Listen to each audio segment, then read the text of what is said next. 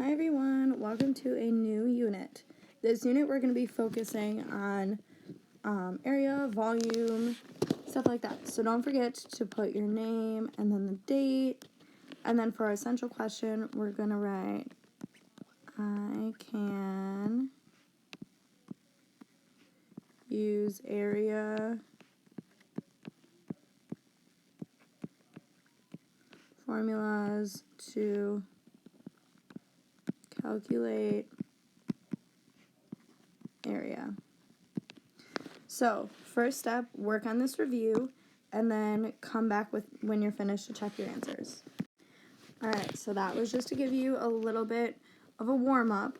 When we're dealing with perimeter, we're thinking of the area around the shape. But we are talking about area, so that means we're talking about the inside of the shape. So let's get started on that. So the area of a square.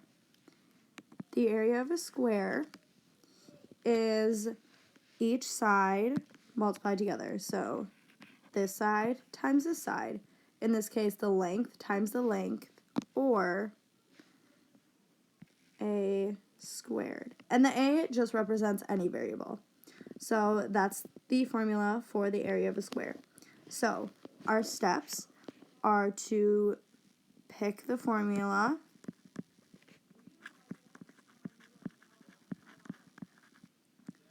then plug in what we know, then solve. And something that didn't make it onto this page is labels. Don't forget those labels. So let's look at this first example. Number 1, the length is 7 inches.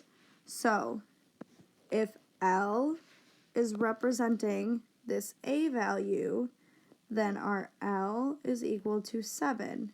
So we have our formula of A squared. So we're just taking the 7 and plugging it in for A. So 7 squared, and then we get to move on to step 3, solve. 7 squared is 49. But I'm not done. I still need my label, 49 inches.